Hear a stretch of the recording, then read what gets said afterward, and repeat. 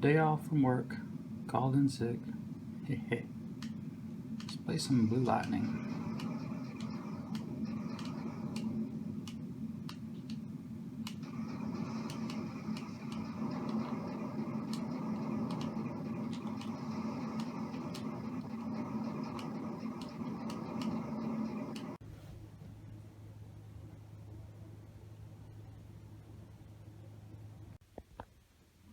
What was that noise? I guess I'll go check.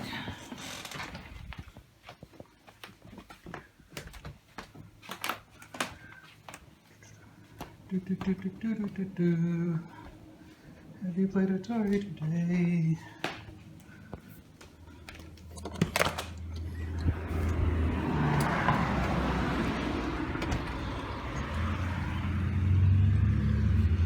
Oh, who's the mail lady? Looks like I got an unboxing to do.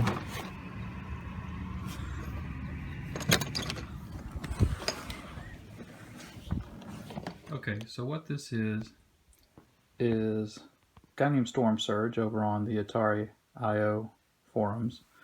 Did a little, I guess you'd say like a draft giveaway thing. He had a lot of extra stuff that he wasn't using and wanted to give away, so anybody who wanted to enter who had been on the site for a little bit was able to enter, and he drew their names randomly, and then we just went through and took our turns picking stuff we wanted from his list. Very generous. He was asking for a donation to his Extra Life, charity. I'll show that later in the video.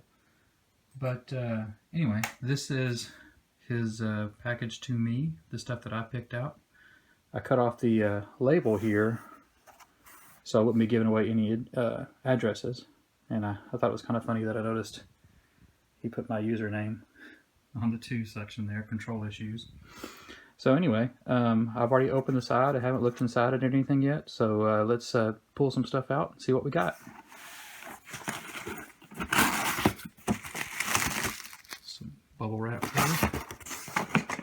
And first thing out is Ghostbusters for the Atari 2600. I haven't played this. It's not a extremely common game. It's not, like a Asteroids or a Combat or something that everybody has. Plus, I really like the cover. Just a plain cover with Activision and the Ghostbusters logo there. So I'm looking forward to trying that out. Next out is Battlezone for the Atari 2600. I've played the arcade version of this via emulation, and I've played the this version on my Atari 2600 handheld, flashback handheld, whatever it's called. Pretty fun little game. But it'll be fun to play it with actual CX40 joystick. Next out is Generator Disc, playable bits and video clips for the Sega Dreamcast. It's got some playable demos or videos or something of several games I've never played. I don't have a whole lot of Dreamcast games, so I'm looking forward to checking this out, seeing what all's on the disc. So that'll be cool. I don't know if this was, it says not for resale. I don't know if this was given away as part of a magazine or what. I'll have to look more into that. Next, Carnival. I have this for the Intellivision, but it's one of those games that Coleco put out for Intellivision, and then when Intellivision made the version 2, they put in an extra chip so you couldn't play it on the Intellivisions, and that chip continued with the Intellivision 3. But the Atari 2600 game I've never played, so I'm looking forward to trying that out, seeing how much it differs from the Intellivision version. And next is Jinx. This is kind of a vertical scrolling kind of airplane game where you're going around pylons, kind of like slalom or something like that. You've got to dodge balloons in the pylons and trees and whatnot. It's kind of like a vertically scrolling overhead, almost like a barnstorming or something, if you will. Another Activision game. You can tell the active plaque that's on there. Most all of my Activision games have that to some degree. Next is Real Sports Boxing for the Atari 2600. This is a side view boxing game for the Atari. The regular boxing game that you might have seen for Atari is kind of an overhead view with the two fists and just the head, and it's kind of weird looking. This takes on a more traditional side view for a boxing game, so that should be neat to try out. And next, Zaxxon. Oh, well, believe me, it's Zaxxon. Label could use a little glue there, it looks like. I've got a glue stick I'll probably put it back on there with. But yeah, Zaxxon. This is something I've played in the arcades before, but I've never played the Atari 2600 version, so I'm looking forward to that. Kind of a isometric shooter. You can control your height above the ground. It's very similar to the Neo Geo game Viewpoint, although obviously far less advanced graphics. So that should be fun. By Sega. I always like seeing stuff like that, Sega. And in the game, earlier than the Master System, and some people don't realize that, I think. Let's see, next one I'm pulling out here is, oh, it's a Nintendo game. It's River City Ransom. I have played this in emulation. Never gotten it, but I'd like to play it now. We've got some stickers on the back there. Videos Inc. I always like seeing stuff like that. I wonder where these games were. This must have probably a rental game at some point. So you wonder how many hands this has been through, how many kids have enjoyed this back in the day. Made in Japan. So that'll be fun to play. I keep forgetting the name of it, and I keep wanting to call it, oh, what was the name of that movie? Well, shoot. It'll come to me later. I hate when I forget something like that when I'm trying to record. But anyway, River City Ransom, a little side-scrolling beat-em-up. I think one of the fun things about this is when you punch people, I think in this game, when you punch people, they'll say stuff like oof and stuff like that, goofy little phrases when you hit them. So I'll look forward to playing that. I look forward to playing all these, obviously, but oh, another NES game, Mario Bros.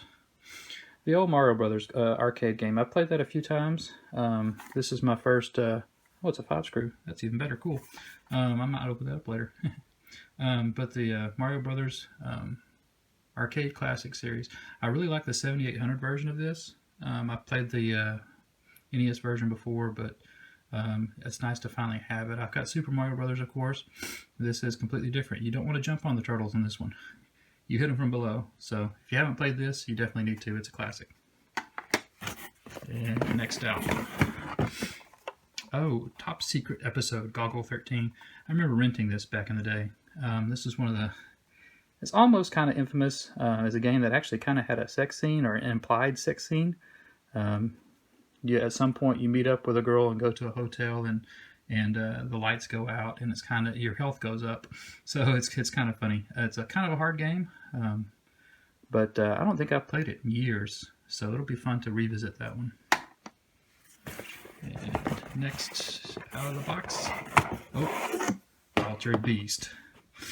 This is a game that probably everybody who has a Genesis has played, probably owns, but I do not. I did not have a copy of this.